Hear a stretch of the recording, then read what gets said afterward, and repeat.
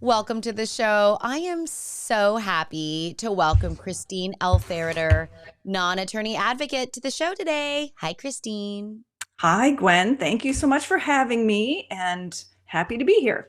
Yes, I mean, you and I have had lots of kind of offline conversations about advocacy, and something that's come up quite a bit. And then after we spoke, it just like was ringing all the alarm bells for me is the role of bureaucracy in navigating services, in Yes. obtaining services, and the implementation of services. Yeah.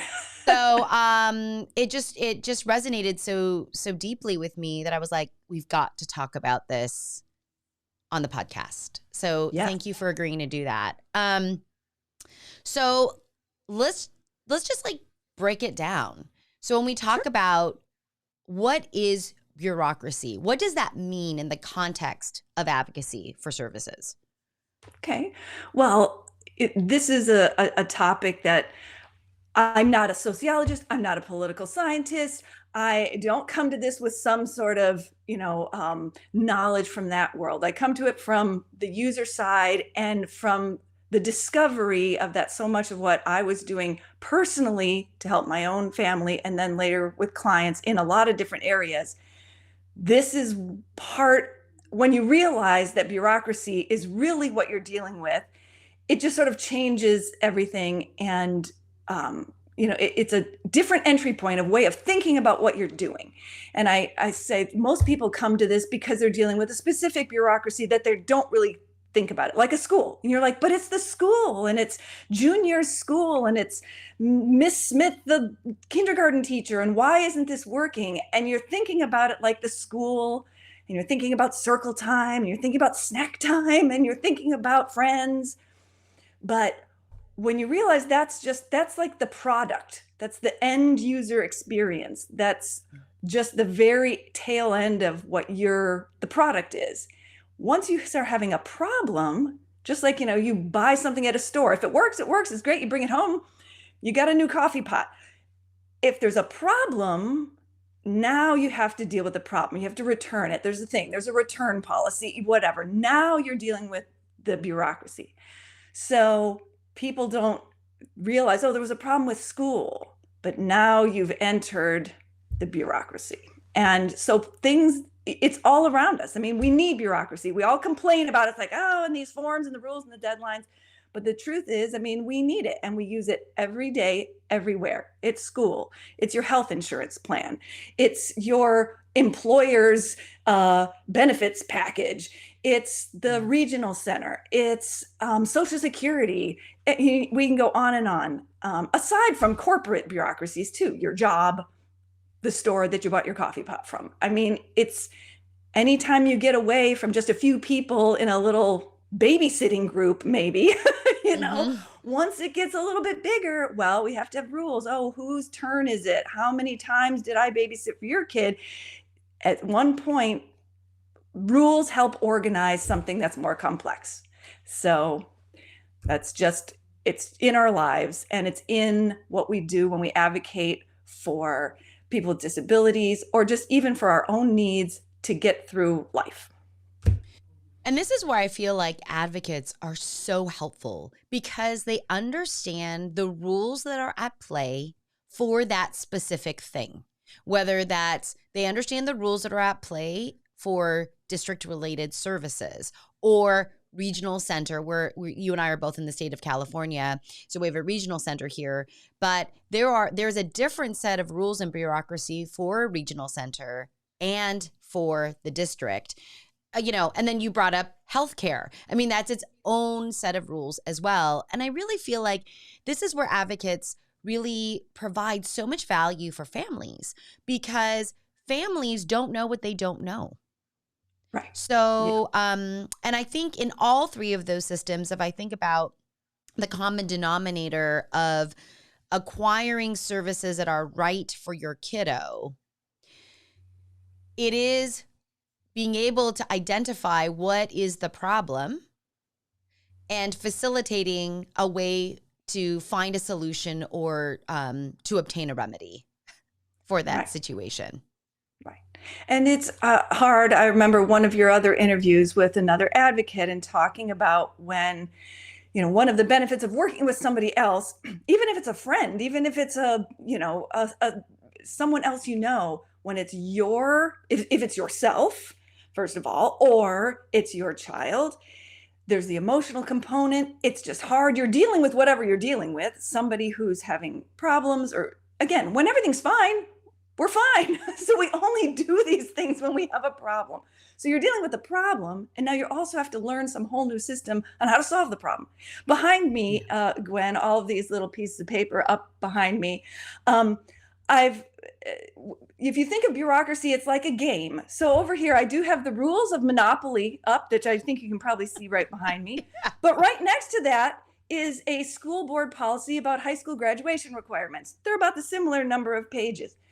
So, that's just high school graduation requirements. But if you're dealing with an issue of like, oh, my kid, now they're saying they're not going to graduate. What do we do? Right? It's just like jumping into the middle of a game of Monopoly and you're like, where are we? How do I get hotels? I don't know. So when you're talking about an advocate, or again, even a friend, someone who's played the game before. I played Monopoly with my niece over the holidays and she had never played. I'm like, oh, it's been a long time since I played Monopoly, but I kind of know basically how it works. So when you flip over the box lid and you're trying to read, it's like, oh, okay, this is this part, right? I knew that you could put hotels on or whatever. So it's the same thing. It's a lot of information, but if you do have someone who can at least introduce you to the general rules of the game, what part of the rules are you looking at? It can help you not go through, it's hard to just enter this stuff right cold from the beginning. But it's not impossible. These things are public. The rules of the game have to be posted for almost every bureaucracy. So it's available, but it can sometimes feel dense. But, even from the beginning, something very simple, your class, if you're in a high school class, your teacher has a syllabus and they have a rubric and they have rules for how you're going to get graded, right? Like that's like mini bureaucracy right there. So it's a way that, you can maybe start advocating either for yourself or for your child, the very closest things to you, the student handbook, right? Like there's got to be something in there. Someone else has had this problem. Generally, unless it's something so new, like, I don't know, my teacher wants to teach on Snapchat. Is that legal? I don't know, right? Unless it's something brand new, you're probably not the first person to have this problem. And there's a rule and there's a policy somewhere about it. And there's probably someone else who's gone through it from your side who can help you navigate it. Yeah. I think, wow, there is just so much that you've said there. The analogy of Monopoly is so great. Because when I remember our family picked up playing Catan a few years ago, or Settlers, and I remember that the instruction book, it was a booklet. And in the beginning, it really felt very overwhelming. And all we could do was just follow the steps, the preconceived board, the starter board. And then it wasn't until we had some experience and some familiarity that we were able to then develop strategies and to say, this is the way the game is played. This is the way it's set up. So I know I have to do certain things in order to optimize my outcome, right?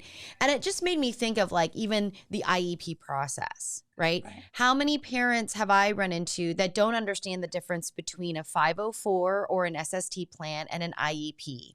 Where do you even start with that? When does it become a legal obligation for a school to provide FAPE, free and appropriate education under IDEA? When does that happen? I mean, that is not in the book that parents know usually when they enter, like, let's say a district or a school system. And reading the rights, which I appreciate that all the rules are now your wallpaper, which is, it's very functional, very functional, Christine. But To have someone there to say, okay, look, let me summarize this process for you so that you can focus on what it is you really want. Right. And, talking about a game analogy, I would say this is not a game that we strive to win. There's no winning this game because it's a perpetual game. If you have a student who enters in kindergarten, second grade, third grade in education, maybe needing special education, you're looking at 10 to 12 years of a long-term relationship with, if you stay in the same district. If you move districts, you're starting your game with new, slightly new board every time, but you're in a long-term relationship, and it's not really that there's a winning. So you're just looking for ways, if you can be familiar with the rules and the players basically, and look for points where you can use the rules to make moves on the board at a given time to achieve a particular goal, to move forward, to achieve, to fight a particular battle, to solve a particular problem, or at least to make progress. So that's just one thing. I don't like to set up the other bureaucracy as somehow the enemy, or that we're trying to beat them, or you're trying to win, because again, we need them. We need something they have. If it's your health insurance, unless you're independently wealthy and you can just pay for all your medical care, you need your insurance. We need the school district. We need them. So, and it's not going to be over. So it's not a game you win. You just keep playing and it changes, or it's like, I'm not a Dungeons and Dragons expert, but you probably can't see that it's further over my wall. That's like 200 pages, so it's something you play, you get to a certain point, you pick back up, things change. So that's just something of an attitude too, of like, at least from my point of view, I don't make the bureaucracy my enemy. I'm not out to get them or beat them or win, because you'll be exhausted and it's really not possible. So, you just have to have a different mindset. You need to enter the moving stream. And where's my entry point? One of the things I really want to talk about too, I was just about to say, what power do I have? People feel really powerless with bureaucracy, because they're like, well, it's just these rules and they said that we can't. I was supposed to do this thing and I didn't, and they have all the control. And, I was thinking about this, and there's, sort of even looking at those good old, definitions in the dictionary, right? There's power, but that can come from different places. The bureaucracy itself has power from authority, because the law gives them power and they have authority. But we have power through influence, and influence is indirect, and you can find ways to influence your moves on the board. You don't have the power. You can't make them decide something in your favor. You don't have the authority. You can't. But you could influence it, and looking for people and players on the inside of the game who can be your ally, even if they don't know they're your ally. Could that teacher, could you ask them to please write down every time Junior has this particular behavior problem, every time they have a nosebleed? Apparently the nurse isn't sending me that information. Could you write that down for me? If the person on the inside is helping you to document and keep track of things, now that information comes from their more authority, and you could influence this to be able to say, hey, the teacher kept this list of all the nosebleeds my kid had this semester. So you can influence it. I mean, what it strikes me as is relationship, how you build relationships. I mean, Mark Woodsmall spoke about this in our interview, where it's like, you might be having a relationship with some of these players for 5, 6, 8, 10 years or more. Working together collaboratively, if you can, is really the better outcome for everybody. And so I love that, just highlight there. And you're like, hey, this is really about influence. And I think influence, because it's not direct, does come down to, how do I build relationships that, usually include respect, collaboration, openness, empowerment. I mean, these types of concepts that are important for teams. And I think you and I both know teams, it takes a team of people to do right by Yeah, our clients, by our kids, by these students. It takes a team of people to do it right. absolutely. Well, Yeah. and by the nature of a bureaucracy too, the roles of the different team members are very usually pretty limited and defined to their little cone of influence, right? The teacher Yeah. is influencing things that are happening in the classroom. They're not going to decide some other policy. They can't make a decision on whether to suspend a student or not, right? That's not within their duties to do. They could influence the decision of the principal by saying, look, it was these circumstances, there were other students involved, if you're going to suspend this kid, you should suspend these other kids. The teacher could influence that, but it's the principal's decision and authority, right? So even understanding, like, you might have to have a relationship with the teacher, the principal, the aide, they all have a different realm of influence and power that they have within their structure. The principal is going to have their hands tied at a certain point. They can't make your kid eligible for special education. That's Mhm. not their call 100%, to make. So it's different people, but even understanding that each of those players in the bureaucracy only has limited, you know, capacity and duties that are assigned to them. And so even understanding that, or saying, hey, I realize this isn't something you can decide. Who should I talk to? Be curious, ask for help.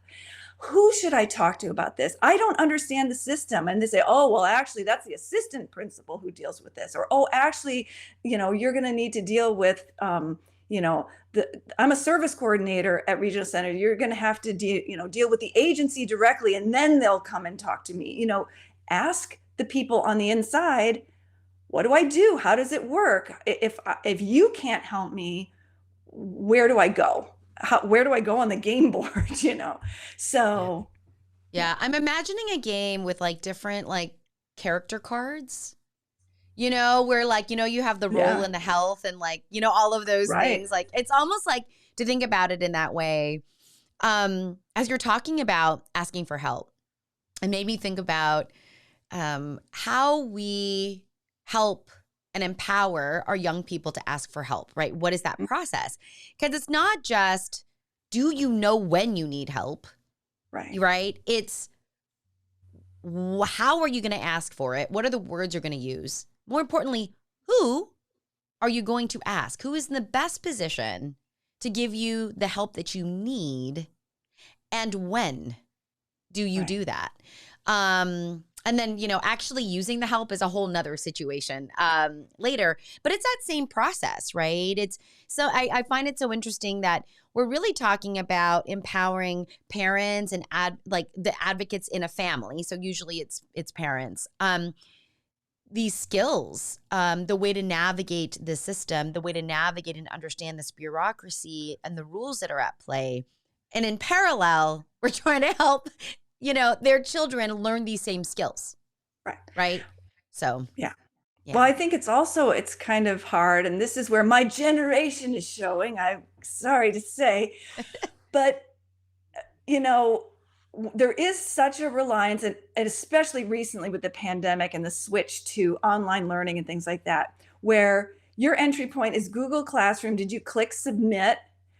And there's, some percentage showing up on the screen, or the app that tells you something or whatever, that there may not be the understanding that, oh, well, I didn't click submit, the timeline's passed, I guess I can't submit this assignment. The system won't let me, right? The computer won't let me do something. Oh, well, but those of us who had to work with things before we were clicking buttons to upload our assignments, it might be there's still a teacher behind your Google Classroom, behind your upload button, right? And being able to say, oh, hey, I didn't get this, I had a problem, the system now says it's too late, I can't submit it. Can I get it to you some other way? Could I email it to you? Could I send it as screenshots?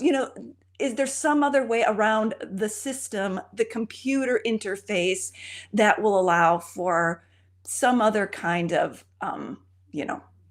turning something in or connecting with you, because there's just this barrier now. And when it comes to certain bureaucracies, that barrier is very intentional. They don't want to use the human power to answer calls and to deal with you. And it's like, please see our FAQ, frequently asked questions page, right? They want you to try to solve the problem yourself before you call.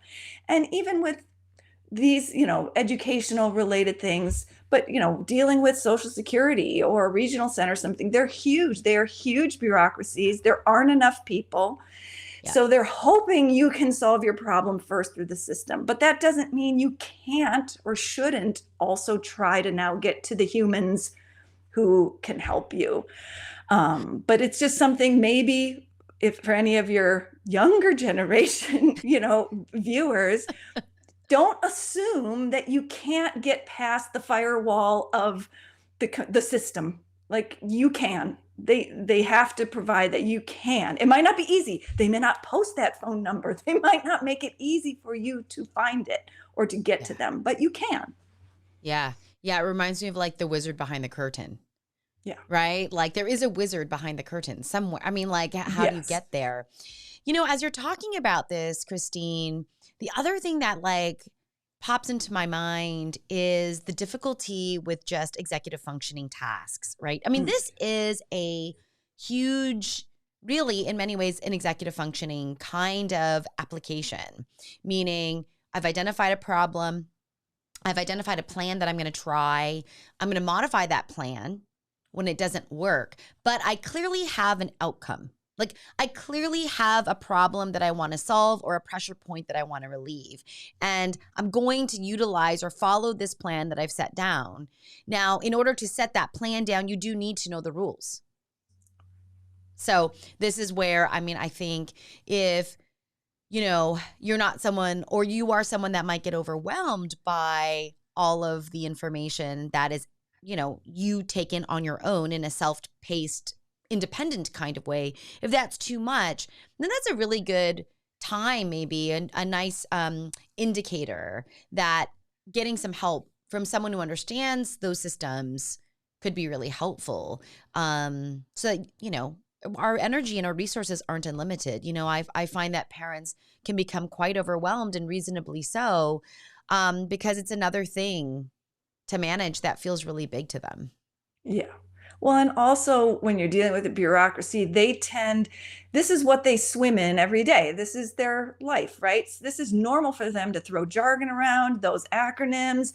Oh, we need, even just for somebody, the IEP or whatever. You're like, what is that? They're going to use that without even thinking about it, right? Those terms. And so that even, you're like, I don't even know what they're talking about. So you feel stupid or something. It's like, but it's not your fault.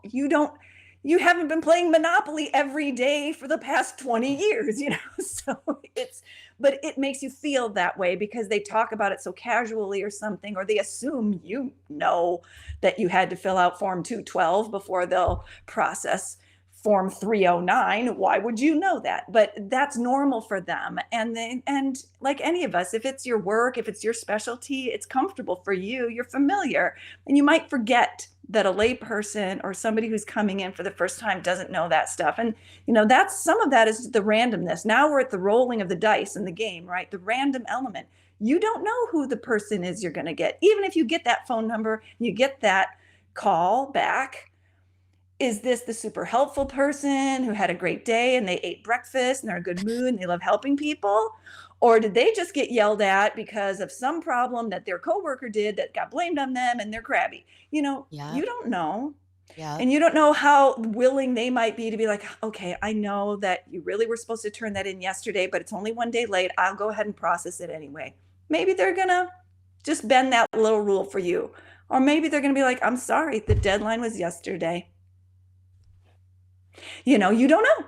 So that is just a random element, and it doesn't mean you're done. It doesn't mean that's the end of the line just because you talk to one person. There may be a different person, a supervisor.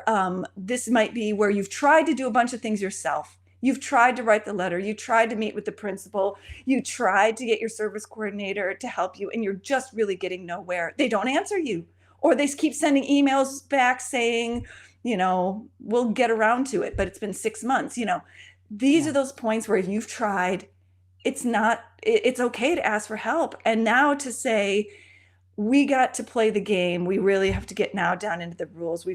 I'm not saying you have to start getting mean or whatever, but you may have to start getting more serious about the gameplay and your relationship that you had with those entry level people, or the beginning of the hierarchy. The teacher's done as much as she can, even the principal's done as much as they can. It's kind of out of their hands now, and it kind of moves up in the gameplay, and you might need more help to get into the more minutia of the rules. And that's something I just wanted that made me think of right now, which is sometimes the people that you're even dealing with at the beginning of your gameplay there, your entry point, they may tell you something, oh, well, yeah, we can't do that, or, oh, yeah, that's not something we do. And I'm not saying that that person is lying, but they may not be right. Because especially if whatever you're asking about is not really in there, remember, in the bureaucracy, everybody has their very specific jobs. And you may be an expert on your little job. I'm not meaning to demean that. An expert on your job. But it doesn't mean you know exactly how your job connects to the other things and what all the rules and laws are in those areas. So don't necessarily, if a teacher or even the principal says, well, yeah, I'm sorry, yeah, we can't do that, maybe I'm going to look into it a little further. Maybe they're not completely right, or not completely right in this case, and maybe they've had 10 other situations where that was perfectly the right answer. So again, it's not that they're lying or even trying to trick you or trying to get you or anything. They just may be wrong, or they were at a training where someone else told them, some other teacher told them this, and they just thought it was true, but it might not be. So again, and not that it's that you should distrust them because they're not trustworthy. They just might not be right. And it's worth poking around a little bit more, worth looking, worth asking. Look back in that parent-student handbook. Ask someone, can you show me that? You said, oh, we're not allowed to do that. Is that a policy? Is that like, I can't find that thing. Is that like in the board? I'm trying to learn. I just want to understand that better. If they can show you the board policy XYZ that says we're not allowed to do something, oh, okay, maybe that's true. But if they can't, it might be sort of the house rules, right? Like when you play Monopoly, we never deal with hotels. Hotels are stupid. We just don't have time for hotels. In our game, we can put on 10 houses, but we never bother with the hotels. That's our house rules. But that's not really the game of Monopoly, right? So if you're really strictly playing Monopoly, there's rules about hotels. So somebody might be giving you the house rules version just because that's the culture of that school or that particular regional center. Maybe it's the way we've always done it. Maybe the rules have changed and they haven't updated things, right? So that's, again, where you don't necessarily, not that person's lying or trying to trick you or anything, but they just might not be right, or they're playing by house rules. Yeah. I think this is a great, as you're talking about this, I'm thinking about this kind of movement and transition in the regional center sphere to self-determination or self-determined plans, right? And how, while we've been talking about self-determination for a very long time in the state of California, its start is really just been in this past year. And so what we're seeing is a lot of this, right? Where one regional center approaches it differently than another, and even different caseworkers approach it differently from other caseworkers within the same regional center. And I know that, obviously this system is trying to unify the knowledge by having orientations and for everyone before they even think about, switching. But it is actually very complex. And I think us talking about the complexity and the layers of this, I hope that this is normalizing for parents or anyone who's trying to advocate within the system to normalize the frustration or the overwhelm that they're experiencing. And that there is a way to manage this, whether it's go back to, the source material, go back to the house. I mean, go back to the written, printed rules of that game, go back to the back of the box, wherever those are, and if that's still too much and that's not providing any answers, then a friend that might know more about this, has been through the experience, but someone with experience in this process could be really helpful. Yeah. And yeah, it is. I think, even if it's trying to get your prescription filled for your health insurance and, the formularies change, whatever, everybody complains about that stuff, right? And with this too, it's not somehow that they're trying to deny your kid necessarily, and they've singled you out to make your particular experience a nightmare. Yeah. Unfortunately, it's kind of normal, which is not great. Hey, we all wish this was different and everyone's experience was different. And, it's that kind of thing. It's like, hope for the best, prepare for the worst, right? Like, you have to be prepared that it's going to be slow. It's not fast. It is not fast. None of these things are fast. So that's one thing. It's going to be slow. And it's going to be, what's in politics, I think the word is wonky, right? Like getting down to policy, thus and therefore, and, some of those things, it gets down to those nitty gritty rules. And it's a process, and it's not familiar to you, but that's normal. It's not what you're, doing. So I think you're right. This normalizing, you may be having a frustrating, difficult time. It's not just you. And there's support groups, there's people, there's friends, it's everyone can kind of commiserate about it together. And if somebody says, hey, this was something that worked for me, or we finally got some movement on this once we did X, that's sharing information. But there are some things, a few little words of wisdom that I would give to anyone who's entering any bureaucracy to just hang on to, and to, let them be your guide. And one of those, which is the slow thing. Just, if you think even there's a whiff that you might have a problem, you're like, but right now it's not too bad. I'm just going to play it out. We'll see how it goes. And now you let it go for a month or two. Well, now it's bad. Whatever the problem is, now it's bad. If you start your process now, at the critical point, it's still going to be slow. They're not going to go much faster just because you waited to start getting on the game board. So you're still going to have timelines. Oh, we have 15 days to get back to you. Then we have 60 days to do a thing. You have 30 days to do a thing. So now you've waited to enter the process, but those timelines are still going to be there. So it might be something, if you're starting to have the little bubbling feelings of, I think there's a problem, at least start looking at the game board now. Start asking, look at that parent teacher, or look at the student handbook. Find out, maybe call the friend now. At least start educating yourself now, because if you wait and you hope it's going to get better, but it gets worse, your options for emergency things are very limited. Yeah. So, even if it's something's terrible happening in school, you decide you pull your kid out of school. Well, if you don't have excuses and you don't have a doctor behind that, now they're truant. Now, now you've created some new problem. So it's just something I would say, listen to the little voice first. And when it first starts bubbling up, start doing something about it then. Even if I'm not saying go get a lawyer and, file due process, but start paying attention, because it takes time. Even if you did want to find a friend, an advocate, an attorney, a specialist like yourself, it takes time. And those people aren't instantly available. Oh, I can see you in 3 weeks. Right? By the time you yourself or your person's in crisis, 3 weeks is forever. It's a lifetime. Yeah. Right. So that's my first one. It's slow, so start early. The second one is bureaucracies like their deadlines and their timelines. And this is not legal advice, but in general, you're almost better off making sure you do things on time, even if it's not perfect.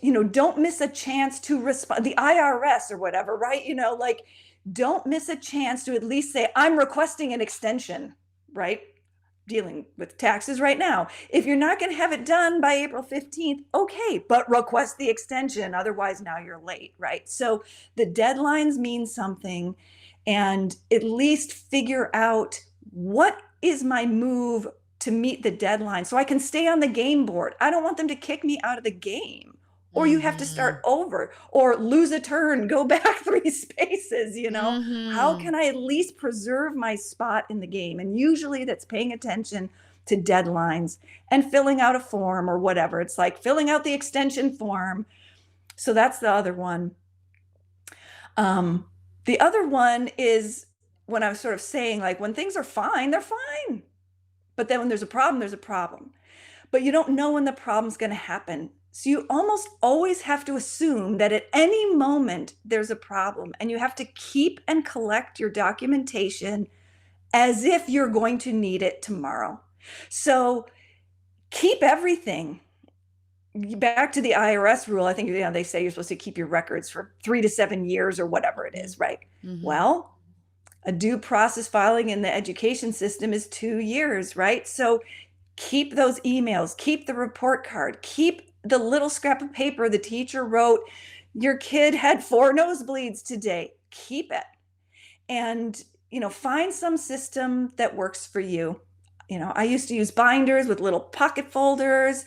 Even if all you do, you're like, I can't deal with that. I don't have file drawers. I can't deal with that. Get a box. Yep. And just start putting stuff in it. And it'll be like an archaeological dig. You'll have the strata, right? So if there's a problem, you're like, wait, I remember last year, dig. Here it was, October. They started writing to me about this problem. This was this email she sent me. Print out the emails from the teacher. Just keep it. And if you don't need it, everything went great, shred it 2 years later. But if you need it, and you have to go back, when was that first nosebleed she said something about? Oh, this has been going on since October? It's February. What's up? Right? Yep. So keeping things like that. The other way you can create a document for something that didn't exist, and maybe one of your other attorneys that you've had on or advocates may have already talked about this, but let's say you just had a little chit chat with teacher at pickup and they start telling you about a thing and you're like, oh, thanks so much for telling me. It's not written down anywhere. It's not in the student's record anywhere. But if you, later send the email, oh, thank you so much, Mrs. Smith, for taking time to talk to me at the gate today. We didn't know that was going on. And, hopefully things will get better, but let me know again if Junior does XYZ again. You're being thankful. You're just like, thank you for your time. But you've created a record now that teacher talked to you at the gate about an issue. And maybe it's no big deal. It was a one-off, never happened again. Great. But again, you don't know if there's going to be a pattern until there's a pattern. And now you don't have any marker from when the first one was. So that's like a really good trick to do and it builds the relationship. I mean, you really can be thanking genuinely that person for their time. They didn't have to stop you at the gate to tell you that. Yeah. So, and then, we've talked about it. Try to be nice, That typically is it's a great rule just as we interact with humans. Between humans to humans, we typically like to be treated with kindness and respect. Yeah. Well, and then it's also that sort of crying wolf thing, right? If you're the person who at the tiniest thing is like, this is a problem. Why isn't anybody fixing this? They're gonna be like, oh, well, there's that person again. They're going to kind of stop taking you seriously if every, hangnail is a federal case. So, when you sort of save that for, look, I've been trying to work with you on this all this time. We've been doing X. We met this time. We've talked about this. And now we're having to go this next level. I didn't do this easily. I didn't want to do this. but here we are, right? So now it means something that when you finally get to, raise your, even if it's not getting angry, but being really clear with a principal or somebody being like, look, what's going on now? But it's not that you've done that all along for every single thing. It'll mean more when you save it for when it's really, you've hit the point. Yeah. Yeah. Amazing. It's like punctuation. It's like behavioral punctuation. Christine, this has been so valuable. And I mean, even for me, as I think about supporting others and thinking about how I even navigate in the systems that we're in now. So thank you so much for just sharing all of your expertise. It's so helpful. If anyone's listening to this or sees this and they're interested in finding out more about you, what's the best way for them to do that? Email is my best friend there. That's works for me. And I'll tell you my email now, but you could also, provide it on the site. It's CL, my first two initials, and my last name, FERRITER, all together at gmail.com. Nice and easy. Thank you so much, Christine. I really appreciate it. Yes. Well, thank you for having me, and good luck with all your bureaucracies. Everyone go forth. May the force be with you all. There you go. Thank you so much. Thanks, Christine.